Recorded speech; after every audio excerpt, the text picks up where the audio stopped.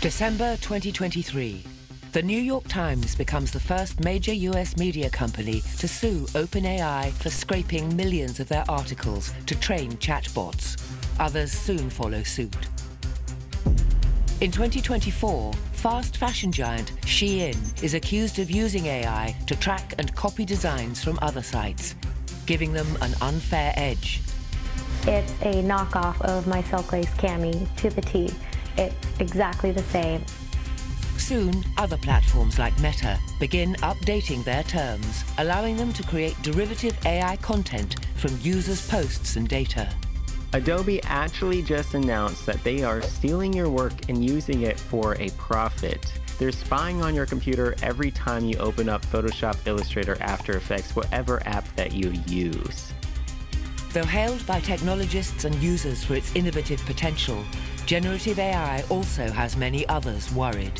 Everything that I am, my background, my history, is just all stripped away and fed in through a machine. Now artists and writers are saying, wait a minute, how did you make these tools? Where did you get all the material? The stakes are high. With the Gen AI market exploding across the world, these individuals are sounding the alarm. It really is something that can be used to reshape our society, and in the wrong hands, with the wrong intentions, it could do very bad things.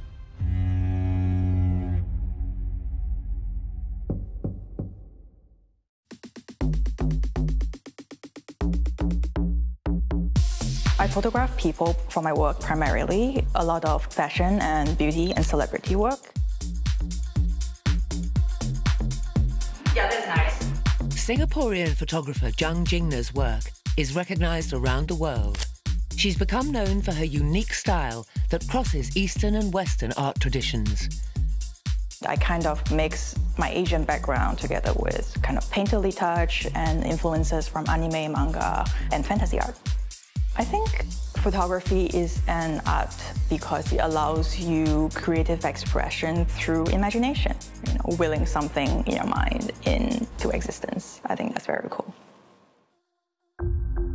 In 2017, she created a compelling image that would later spark an international controversy. This photo was taken in November 2017 and photographed as part of a series of photos for Harper's Bazaar Vietnam when we had a model's special feature cover story. Fast forward to 2022. Jingna discovers that a painting with an uncanny resemblance to her photo is getting a lot of attention online.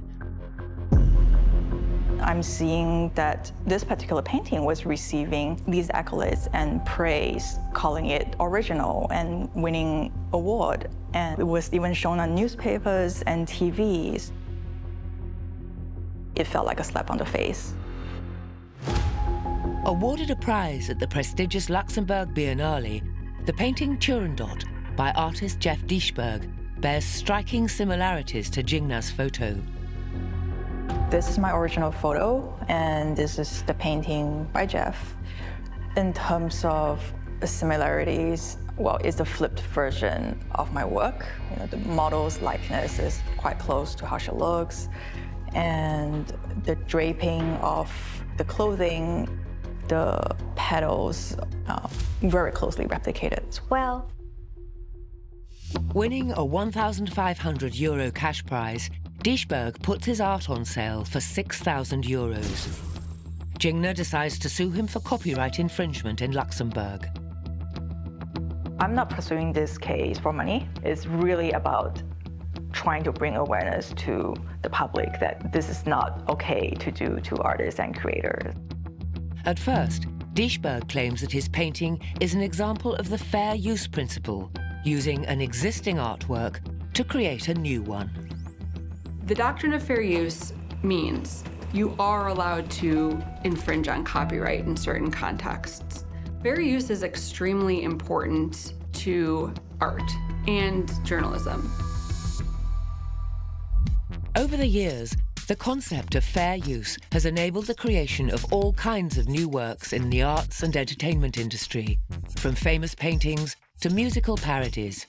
But a prerequisite is that the new content needs to transform the existing one in a significant way.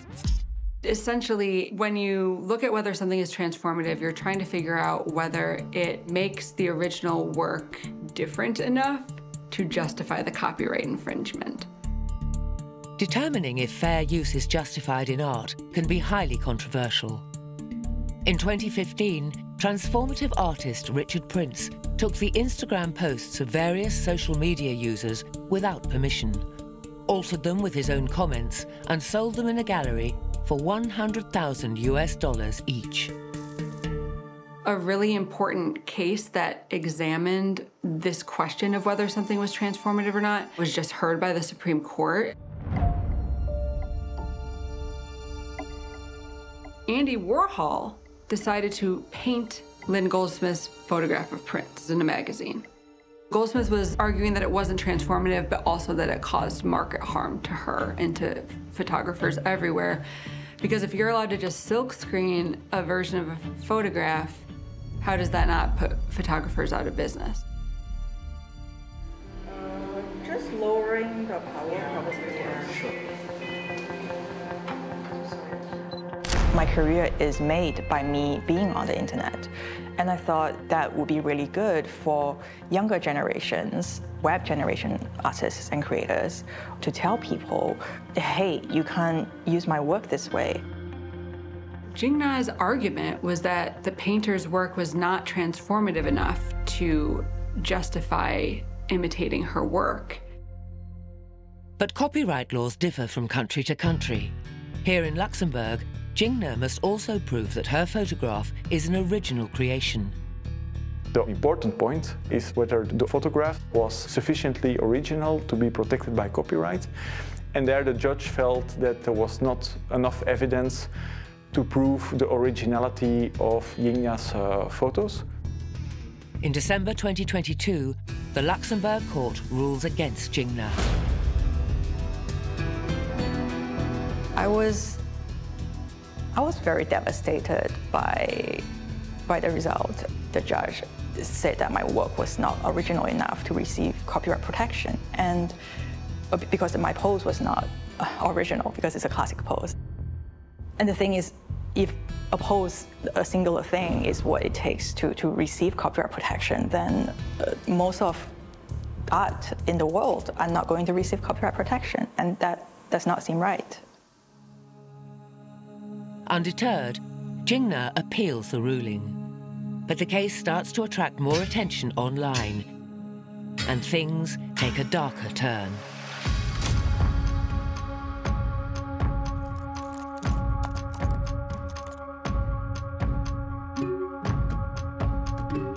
My life has been on hold. I couldn't sleep normally for a long time. I would also receive continued harassment for being a Chinese person who is complaining about copyright, about me being a woman, calling out men. I will also receive messages saying that I should kill myself soon. I abandoned a lot of my web presence online. While dealing with the fallout, a new and bigger threat emerges, one that will change Jingna's life and the face of copyright forever.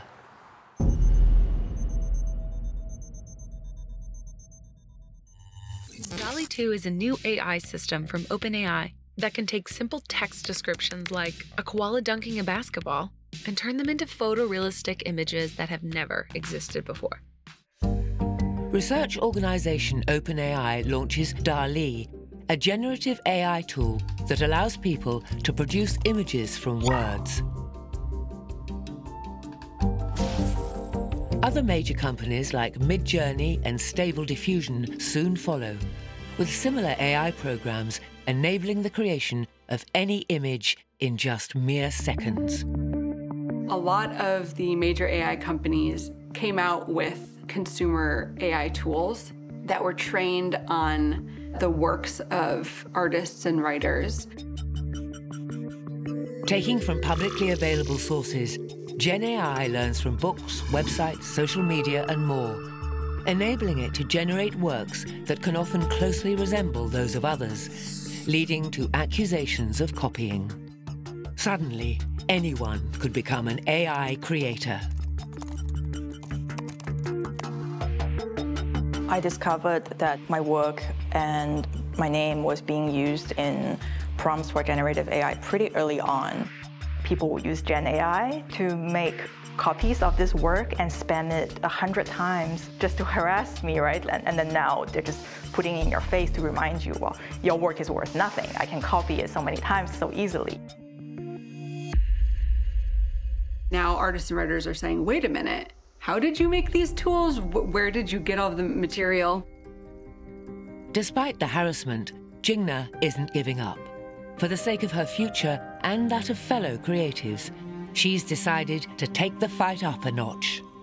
There were also many non-artists who don't really understand how copyright works, and they would say that because she posted her work on the internet, it means that she has given up copyright of her work. That misconception is so widespread that we are seeing it with generative AI companies right now. So that has become something I've been trying to fight and raise more awareness for, because it's not right and it's not okay.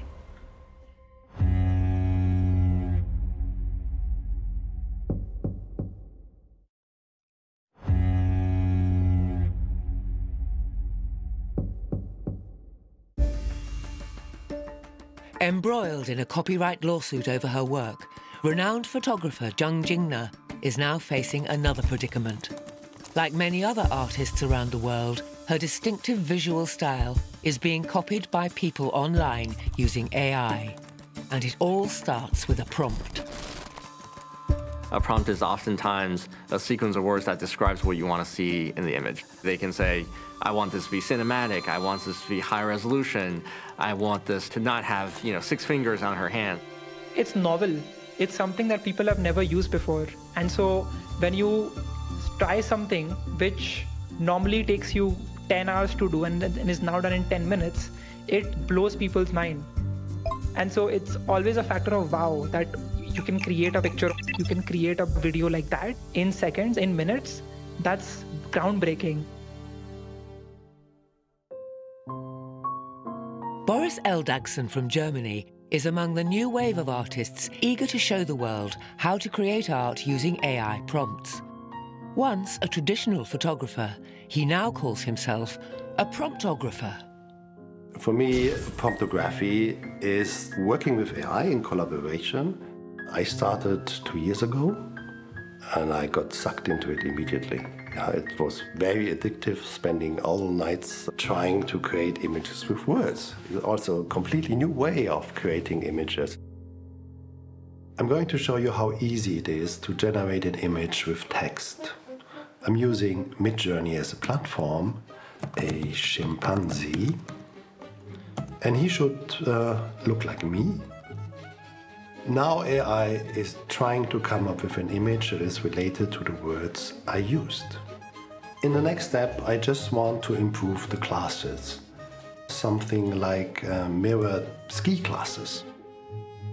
So here we are, different classes.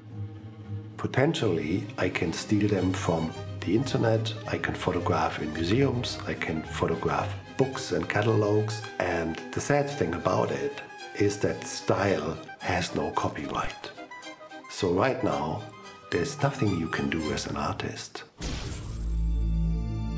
With AI enabling anyone to create endless versions of any image, traditional artists like Jingna don't stand a chance. The harm is on a personal level, how dehumanizing it has been to see my name used in prompts tens of thousands of times.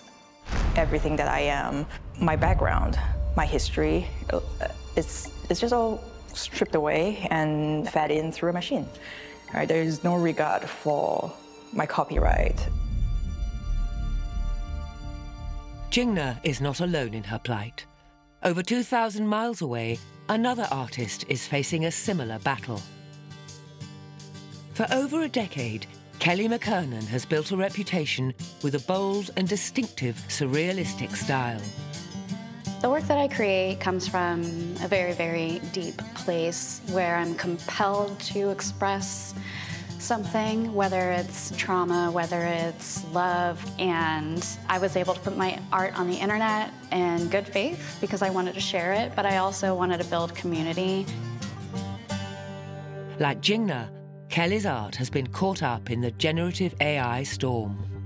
I believe it was March 2022 when I began to see these images being shared on Twitter with artists being referenced, but it didn't look like their work.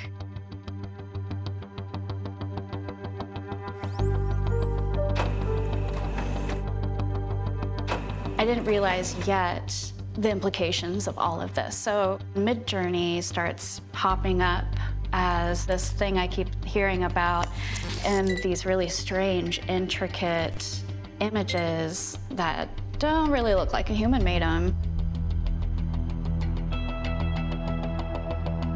I do some more research and discover that myself and many of my peers ended up in it because we have very distinct illustrative styles. And at that point, that I think that my name had been used thousands of times already. It was very eerie. I kind of felt like they were unfinished sketches from my brain on the screen. There was a lot of shock and wonder and an ominous feeling how, oh, this is gonna change everything. Are you ready to learn about a free AI art generator that can create this, or even this, by feeding it the right prompts? By 2022, AI tools become mainstream. Very quickly, everyone from artists to amateurs rush to cash in. No art training needed. Imagine making money with art without actually having to be an artist. 有人用 AI 绘画做设计，有人用 AI 绘画做头像，有人用 AI 绘画做装修，这就是 AI 绘画的能力。 From creating a children's book in just one weekend using ChatGPT, to using Midjourney to illustrate an entire graphic novel, many artists fear that there's more to come. Regardless of how many decades you spend honing your skills as an artist, overnight you could become a prompt. And all of a sudden, you no longer own your style. If you Google many artist names, you have to be very careful because many times the results that you get back are not actual paintings by that artist. They're mimics of that artist style, submitted and uploaded by random AI user somewhere. And so this is incredibly distressing. I think it even took the AI companies by surprise just how quickly this has all taken off and gone mainstream. Graphic designers are wondering if they're going to have jobs because if you're just looking for a decent illustration, AI will do the trick now. So these consumer tools have completely upended a number of industries already.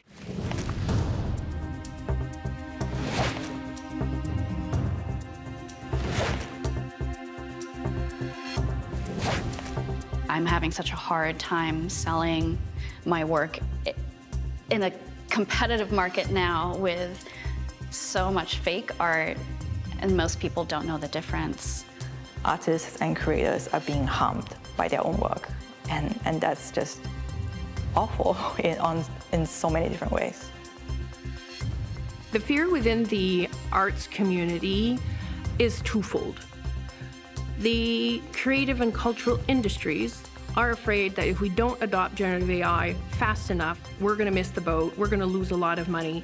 The arts and cultural sector, which is visual artists, individual artists, content creators, the fear of these people in that sector are numerous. Loss of income, loss of the real true meaning of what art might be, the loss of freedom.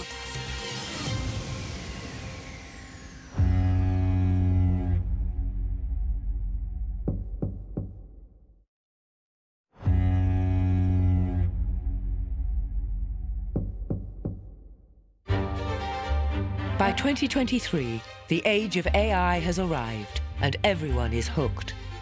In just over a year, more than 15 billion images are created on AI platforms, or over 34 million images a day, a number that continues to grow.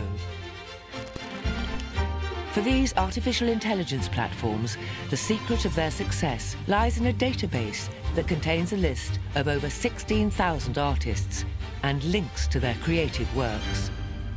I discovered that these lists that were being shared in Midjourney. There's a lot of long dead artists, but I also see names of my peers, people who are still alive, and the members in the Discord encouraging others to try out combining artists or creating, images in the style of artists in the spreadsheet. But how and where did all these artist names come from? Behind this phenomenon lies a data mining operation that never stops. Picture a relentless army of spiders known as web scrapers. Their one job, to crawl and hunt the web for data. What scrapers are doing is they find all of the links to images. They turn those into giant spreadsheets, and they say, ignore everything about this website except for the images and just download as many as they can as quickly as possible. Scraping is this simple idea of writing a piece of software that will go out online, pretend to be a human being, and then basically consume and download data.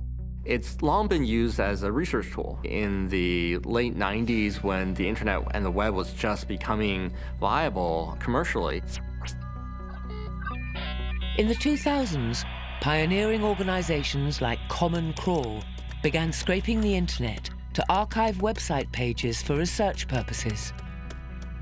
People were writing scrapers just to, make backups of content. The Wayback Machine, the Internet Archive, record the evolution of the internet. Working relentlessly over the years, scrapers have amassed billions of images, audio, and texts from users without their knowledge, creating a goldmine of data for AI companies to train their models.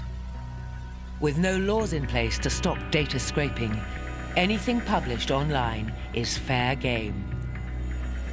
Over the years, it's really become clear that scrapers are very, very difficult to stop when they're being used without consent. And the justification is nothing should really stand, in the way of technological innovation. In 2022, LAION, the German large-scale artificial intelligence open network, releases the world's largest collection of image data for public use. So LAION 5B is a data set that contains billions of links to images, and it also has the captions, the alt text for those images.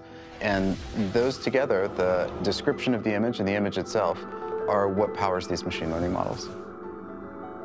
Although supposedly created for research and educational purposes, the LAION 5B dataset is quickly exploited by companies to train commercial AI systems. A lot of the AI companies really heavily lean into the term publicly available to justify how they got their training data. But anyone who produces content would tell you just because you see an image online doesn't give you license to use the image. The LAION 5B database enabled all of these companies to take and profit and not even go through legal means to do it. We have questions like, why did you speak to a single one of us? Meanwhile, other concerns have arisen with web scrapers.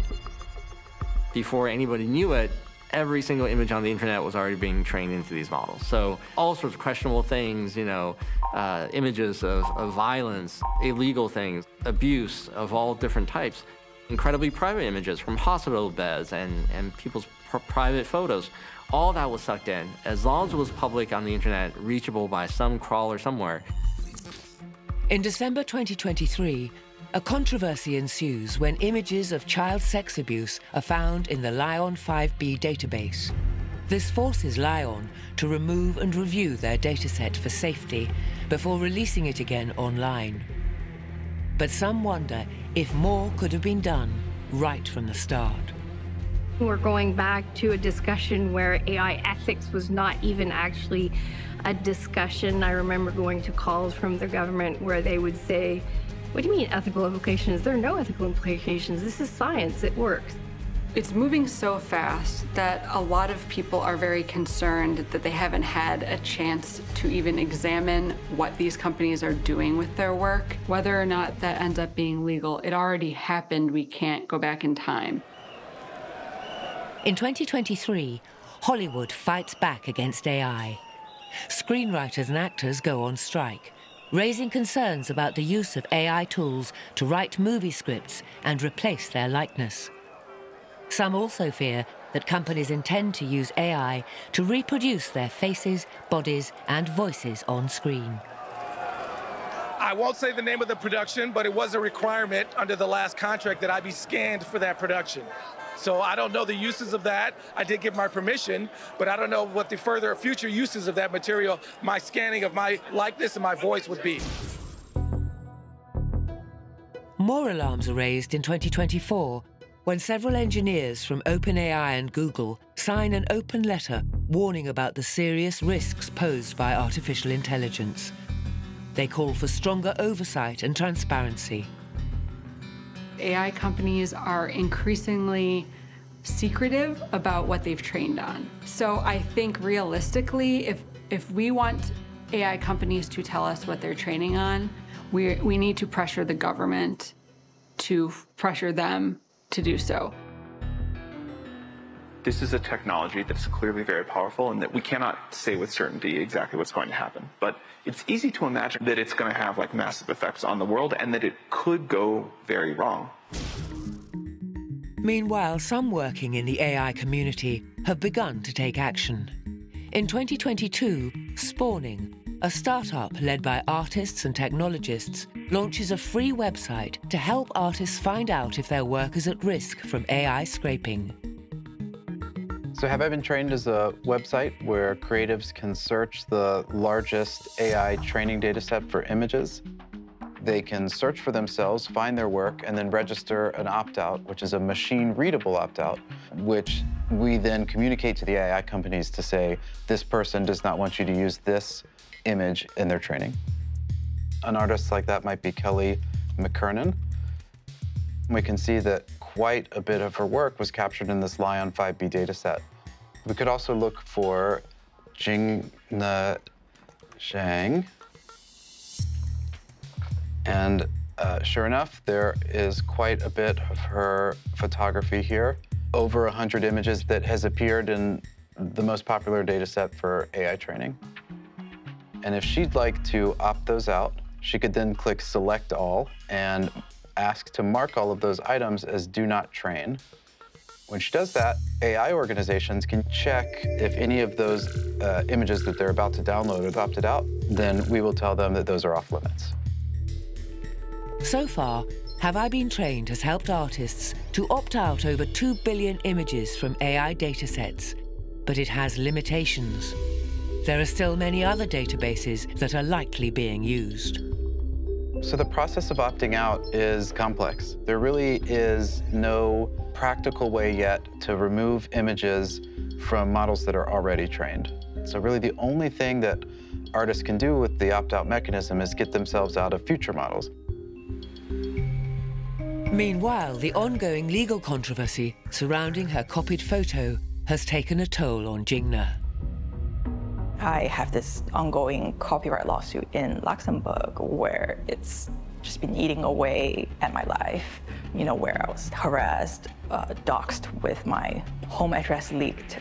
And even though I was doing really well in my career, before this happened, I had just photographed Michelle Yeoh for the cover of The Hollywood Reporter.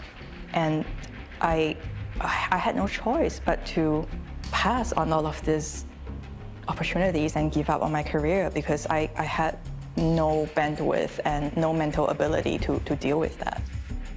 With her career largely on hold, a major announcement from 2 popular art-sharing websites soon gives her a new purpose.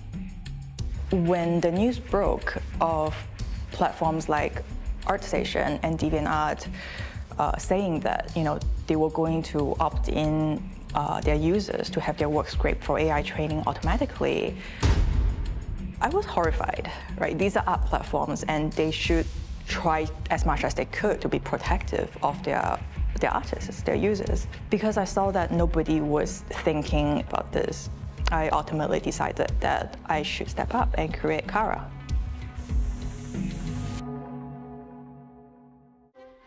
After weeks of work, Jingna and a team of volunteers launched the beta version of Cara in 2022. It's a social media platform where artists can showcase their creations. Unlike other sites, their artwork will not be opted in for AI use. So currently, there is no technology on Earth that could prevent someone's work from being scraped by AI. Like if you post it online, it could be scraped, right? So what we try to do is the most basic thing that all social media and art platforms should be doing, which is to opt people out of being scraped by AI by default, because opting people in by default is wrong. Cara's mission to host an AI-free art community is met with a mix of curiosity and caution. But Jingna is undaunted. For everyone else, from tech giants to big brands, though, the race for more data has already begun. From films to music catalogues, creative assets are now being openly sold to AI companies who are eager for more content to train their machines on.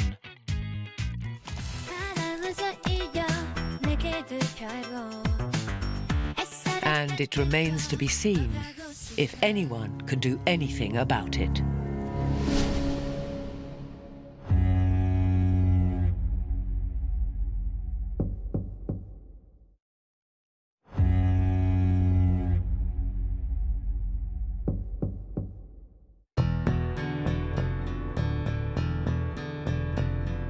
In the spring of 2023, an unprecedented event shakes up the world of art. A portrait named The Electrician wins a Sony World Photography Award, one of the most prestigious prizes in the field. But no one, including the judges, knows that this is AI generated. The picture was created by promptographer Boris Eldagson. People are attracted to the image because it has an emotional quality. Many people criticize AI for having no emotion, having no soul, but that image shows that it can have. It depends on the person producing the image. The people do with AI is often very futuristic and science fiction, and this is what I liked about Boris' work. It seems like pictures taken in the Second World War or in the 1940s. And that's why I think he won the Sony Awards, because the jury did not realize that it was not a real picture, you know? Revealing that he used AI at the awards ceremony, Boris refuses to accept the prize. He argues that he submitted the image for a reason, to provoke a discussion about the use of AI in photography. My mentality was one of a hacker. It was a kind of a prank, yeah, because that was the necessity. I saw a chance to do something good for the photo community that I'm part of. As more and more people adopt the technology, pundits like Boris feel that people have no reason to fear AI. If you're not using AI tools in 2025, my friend, you are missing out. Hi everyone, I'm Ishan Sharma, and in this video, I'll share with you 7 amazing AI tools that will help you save time, make more money, and have a better quality of life. Ishan Sharma is a popular business YouTuber in India who relies on AI to help produce content. An AI evangelist, he believes the positives of using it far outweigh its faults. I know what many of you may think AI art should be illegal since it's stealing artwork of hardworking artists. My take is, to understand how AI works, we need to first understand how humans create things and what is creativity from scratch. Creativity in simple terms is you mixing all of your experiences to make something new and original. We've been mixing multiple concepts and beliefs for centuries to make new reforms, arts, rules, etc. And AI is doing nothing different. I think it's the same situation with Ford. So when Ford introduced its first cars, there were people using horse carts to actually travel. They changed from the horse carts to the actual cars, and they were able to save time and do things faster. To all the people who are watching this video who are afraid of generative AI in general, I would suggest you to just use it once and see how it can help you accelerate in your work, in your day-to-day life. In May 2024, Jingna wins the appeal in her copyright dispute against Luxembourg painter Jeff Dieschberg. The court rules that her work was copied without her consent. I feel really relieved and glad and grateful. It also means a lot to photographers and artists that, copyright is being upheld. And I hope that this can also aid in regulations and legislations being passed to protect creatives, especially as AI become more and more widely adopted across various industries. While Jingna's victory marks a turning point, the battle is far from over for the creative industry. At a US Senate hearing over AI, leading advocate Cara becomes the first artist to outline to the government the potential harms of technology.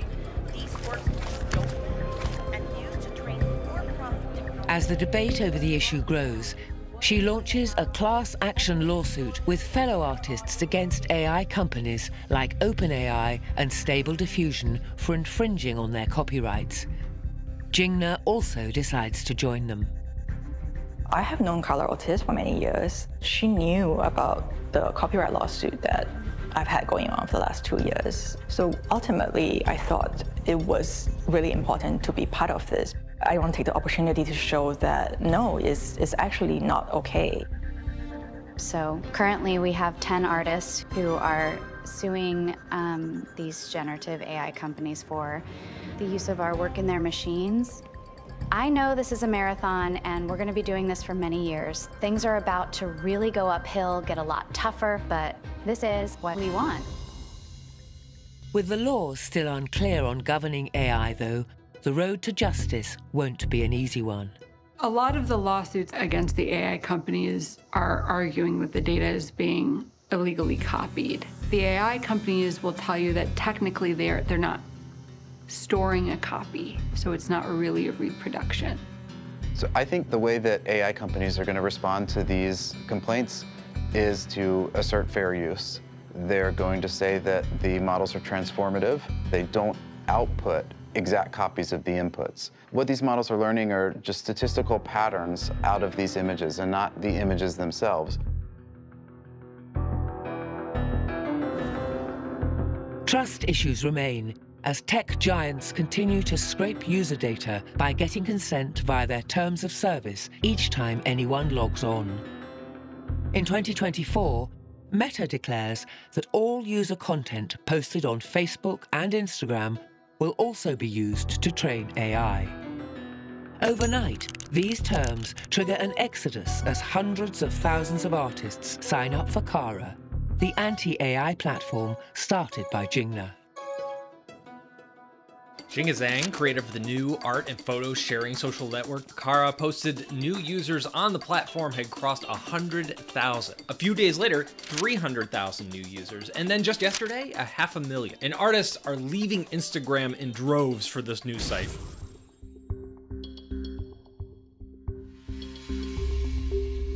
Elsewhere, technologists like Ben Zhao are coming up with innovative solutions designed to protect the works of artists from data scraping. I run a lab co-directed with my colleague Heather Zhang, and we have a lab of a few graduate students, PhD students. We spend our days thinking about how to mitigate harms of generative AI on human beings. The team's expertise in building cyber privacy tools would prove to be a game changer for artists against AI. They develop a software called Glaze. It adds a layer on the artwork that confuses web scrapers and prevents AI from copying details of the original image. Think of it like if you can imagine putting on UV glasses that enables you to see an image in a completely different spectrum or frequency, right? So a set of images that, for example, start as charcoal portraits, very dark and moody and low contrast, for example, can be altered by Glaze, through a digital transformation process. You feed it in, it changes a bunch of pixels, out comes a separate image. The second image will be altered in such a way that even though it still has that same, almost exact same look, but AI will look at that altered image and see something completely different. Instead of a dark charcoal portrait, you know, ideally you wanted to see like cartoony, super vibrant colors. Artists can download Glaze on their computers to treat their images before posting them online. More artists learn about the software through Cara, the first platform to integrate Glaze. It's a sign of more solutions to come.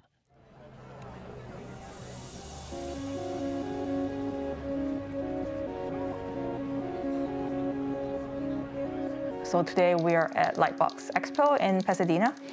And it's a 3-day event for industry artists in films, video games, animation, some illustration to kind of come together, listen to panels, and we have a booth for Cara here.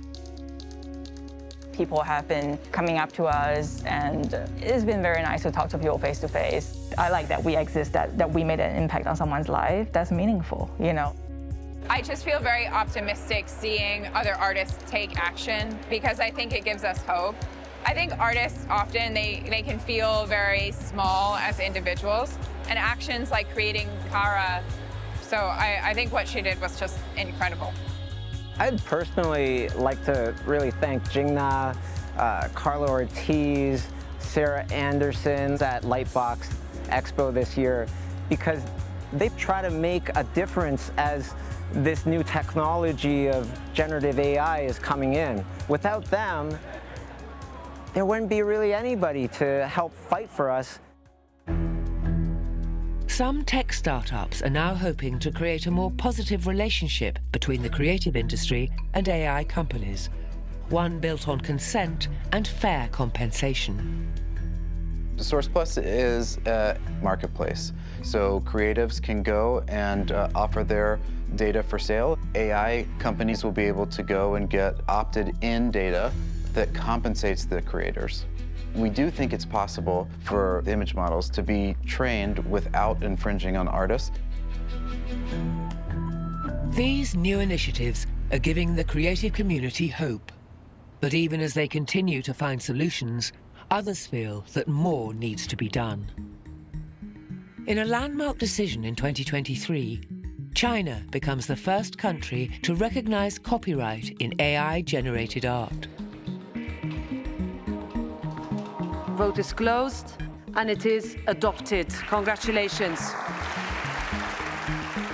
Then in August 2024, the EU approves the world's first comprehensive legal framework to regulate AI, acknowledging the risks of manipulation and misuse. What is created by AI should be identifiable. So in this way, we can give some support to authors, to creatives that need to know when creative material that they produced was used to train the AI, so that they can check if the copyright law was respected or if it was violated. But in the US and other countries, the laws are still evolving, and the debate over who owns AI-generated art continues. An AI model is an imitation of human art. Without a human teaching them, they have no idea what is good art. So if you take human art out of the equation, then they are just copying from other copies. And the only question is, where is the human artist going to be in 20 years? What's happening in some of the art schools, art students are dropping out because they don't want to be affected by AI, and there's going to be very little human art to help AI learn in the future, and AI is just going to be stuck learning from its own copies and just getting worse and worse and worse. Generative AI really represents a threat to art and to culture, not in the sense of just loss of income, but also once it is adopted more broadly across society, that's when it starts to represent a real risk in terms of what stories we read and what images that surround us and how we think. Because it can become a way of standardizing how we express ourselves and even manipulating public opinion by a handful of companies. For artists and writers, the loss of the human touch with the ongoing adoption of generative AI is perhaps the greatest concern of all. The AI companies and the AI researchers don't think of themselves as, villains sneaking in and stealing data. They think of themselves as researchers who are sharing all of the tools that are creating these quite magical systems. These folks actually do think of what they're doing as impactful for the future of humanity. In some cases, they're right. What they don't understand, though, is that we have artists who are going to very likely lose work because of these systems. And if we were able to better communicate, I think we would have a lot better solutions to these problems.